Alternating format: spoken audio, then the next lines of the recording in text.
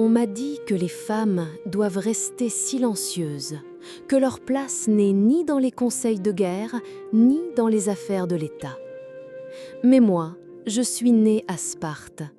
Ici, le silence n'est pas une vertu, mais une faiblesse.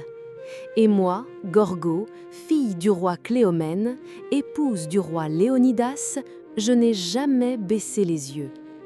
Mon histoire n'a pas été écrite dans les chants d'Homère, ni dans les récits glorieux des hommes, mais elle existe, tapie entre les lignes, murmurée par ceux qui ont vu une femme, une reine, tenir tête au plus puissant. Je suis née au VIe siècle avant notre ère, dans une cité qui n'avait rien de commun avec le reste de la Grèce. Sparte ne ressemblait ni à Athènes, ni à Corinthe. Ici, les femmes recevaient une éducation. On nous apprenait à lire, à compter, à parler, à courir, à nous battre même, car une femme spartiate devait être forte pour donner naissance à des enfants robustes. Mais moi, je ne voulais pas seulement donner la vie, je voulais comprendre le monde, participer à son ordre, à ses décisions. Et très tôt, mon esprit s'est aiguisé.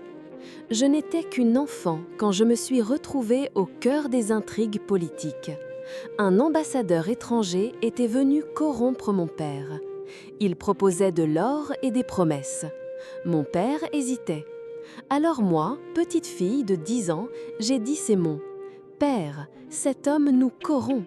Si tu prends son or, il te corrompra lui aussi. » Les hommes présents ont ri.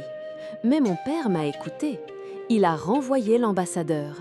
Et ce jour-là, j'ai compris que ma voix portait, qu'une femme pouvait parler et qu'on pouvait l'entendre.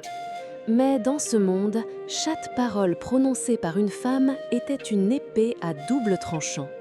Pour beaucoup, j'étais une enfant insolente, une épouse trop présente, une reine qui se mêlait de ce qui ne la regardait pas. Pourtant, Sparte m'offrait une liberté rare. Les femmes ici pouvaient posséder des terres, gérer des domaines, discuter avec des hommes sans détourner le regard. C'est dans cette brèche que je me suis engouffrée, décidée à faire de ma voix une arme. Être l'épouse de Léonidas ne fut pas une cage, mais un champ de bataille. Car si mon mari était un roi, il était aussi un homme qui savait écouter. Et moi, je n'étais pas une épouse effacée, j'étais une conseillère, une alliée, une présence constante dans l'ombre des décisions. Les chroniqueurs grecs n'ont retenu de moi qu'une poignée de phrases, mais elles suffisent à montrer que je n'ai jamais tremblé. Car à Sparte, on nous apprenait une chose essentielle, la peur est inutile. Et moi, je n'avais pas peur, ni des hommes, ni des guerres, ni de l'histoire. Être reine de Sparte, ce n'était pas porter des bijoux ni se cacher derrière les colonnes d'un palais. C'était vivre au cœur du fer et du sang. Mon époux, Léonidas, n'était pas un roi de festin, mais un roi de guerre. Nos vies, nos jours, nos nuits tournaient autour d'un seul mot, la discipline. Et moi, je partageais cette discipline, car à Sparte, même les femmes étaient façonnées par l'exigence. Nous ne devions pas être faibles, ni dans le corps, ni dans l'esprit. J'étais donc forgée pour affronter les épreuves, non pour me plier. Quand les Perses ont commencé à menacer la Grèce, mon rôle n'était pas celui d'une spectatrice. J'entendais les rumeurs, je voyais les émissaires, j'écoutais les débats. Les hommes parlaient de chiffres, d'armées, de batailles inévitables. Moi, je pensais à l'avenir. Que deviendrait Sparte si nous nous inclinions? Que deviendraient nos enfants si nous acceptions de vivre à genoux? J'ai vu la peur se glisser jusque dans les visages les plus durs. Même les Spartiates, formés au mépris de la mort, savaient que l'Empire perse n'était pas une menace ordinaire. Mais je savais aussi que si nous cédions une fois, nous serions condamnés à céder toujours. Léonidas m'écoutait. Je ne dictais pas ses choix, mais je les accompagnais.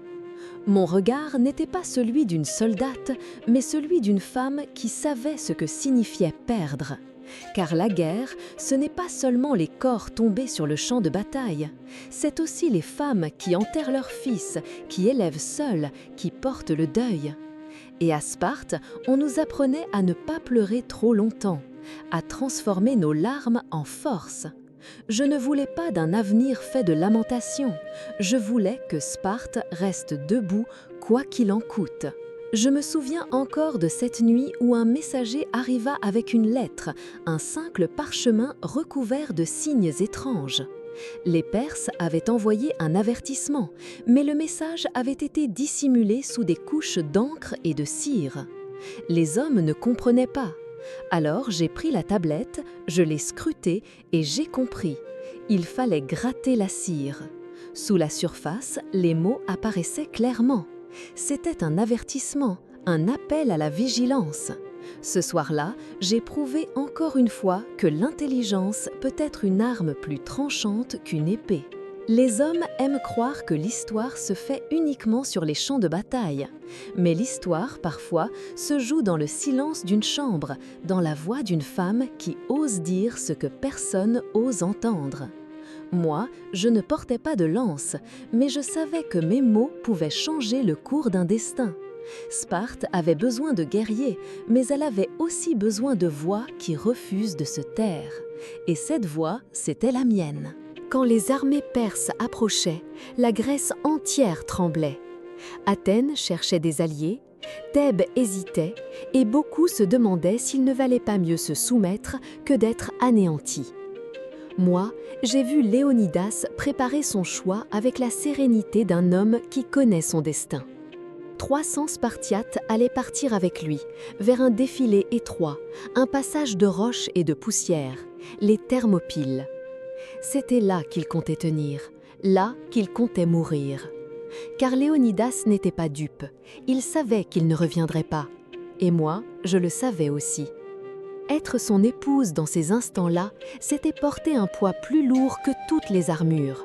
Je n'étais pas seulement celle qui l'accompagnait dans les banquets, j'étais celle qui resterait debout quand il tomberait. À Sparte, les femmes recevaient un enseignement particulier.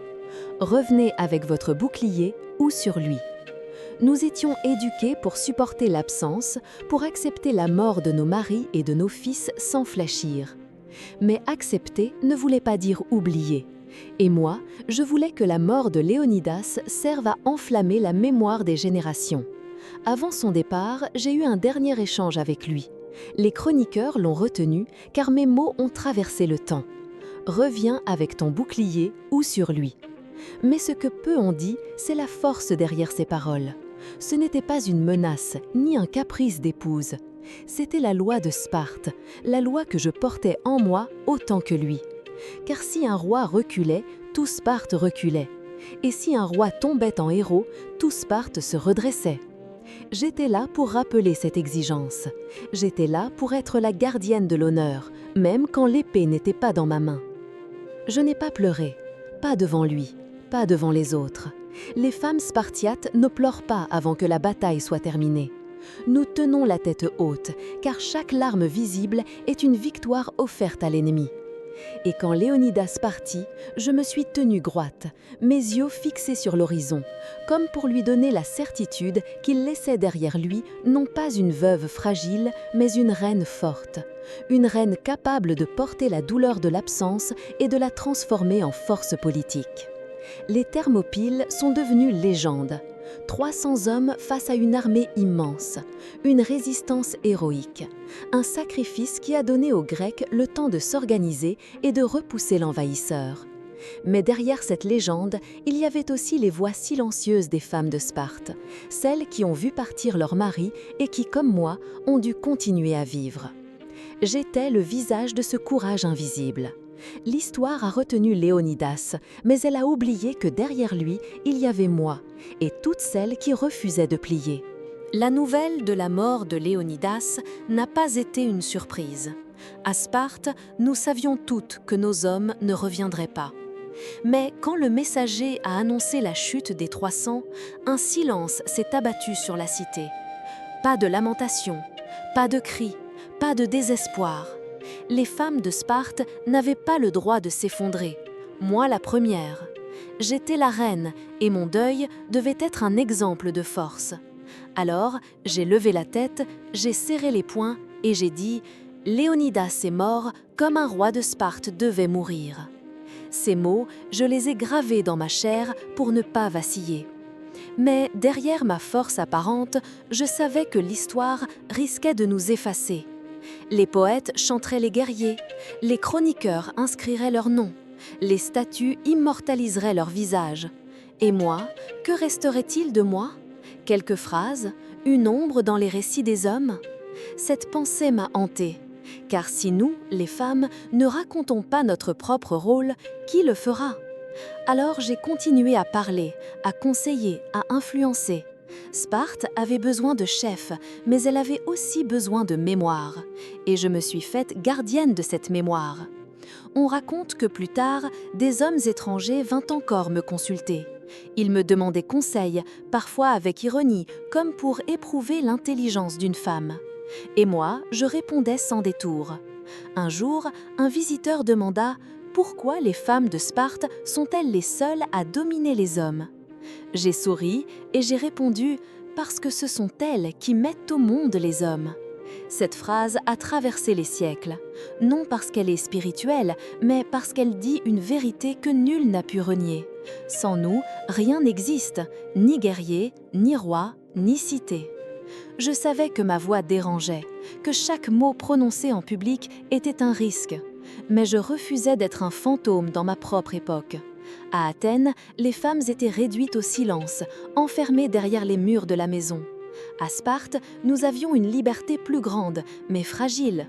Il fallait la défendre chaque jour, par notre fermeté, par notre intelligence, par notre présence. Et moi, je l'ai défendue en parlant là où l'on attendait le silence, en conseillant là où l'on voulait mon absence. L'histoire m'a laissée en marge, mais elle n'a pas pu effacer mes paroles. Car les paroles d'une femme, quand elles portent la vérité, survivent toujours au siècle. Je n'ai pas écrit de loi, je n'ai pas commandé d'armée, mais j'ai tenu tête. Et parfois, tenir tête suffit à renverser un destin.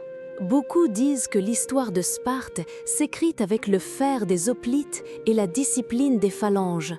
Mais ce qu'ils oublient, c'est que cette discipline, nous la portions aussi, nous, les femmes. Nous étions les gardiennes de la cité quand les hommes partaient à la guerre. Nous gérions les terres, les récoltes, les esclaves, les affaires. Nous élevions les enfants dans l'austérité, leur apprenant à ne jamais craindre la douleur ni la mort. En réalité, sans nous, Sparte n'aurait pas tenu. Et moi, en tant que reine, j'étais le miroir de cette force invisible. On aimait dire que les femmes de Sparte étaient fières, arrogantes, parfois même insolentes. Mais ce n'était pas de l'orgueil, c'était une nécessité. Comment aurait-on pu survivre autrement quand nos vies étaient bâties sur l'absence et le deuil ? J'ai vu des mères enterrer leurs fils et proclamer « Il est mort pour Sparte ». Ce n'était pas une formule, c'était une conviction. Et moi, j'ai fait de cette conviction une arme pour rappeler à tous que le sacrifice des Thermopyles n'était pas une fin, mais un commencement. Car ce sacrifice a uni la Grèce. Les Athéniens ont trouvé la force de se battre à Salamine. Les autres cités ont vu que l'ennemi pouvait être tenu en respect. La mort de Léonidas n'a pas été vaine, elle a semé le courage dans tout un peuple. Et moi, j'ai veillé à ce que personne n'oublie. J'ai rappelé aux jeunes que mourir libre valait mieux que vivre soumis. J'ai répété aux femmes que leur silence serait une trahison. Car si nous ne parlions pas, si nous n'affirmions pas la valeur de nos morts, qui le ferait à notre place ? Les hommes ont retenu l'image des guerriers, mais derrière ces guerriers, il y avait nous, et derrière moi, il y avait toutes les femmes de Sparte. On dit que je suis restée une reine dans l'ombre. Peut-être, mais cette ombre, je l'ai remplie de mots, de gestes, de regards qui, même s'ils ne sont pas gravés dans les marbres, ont façonné le destin de ma cité.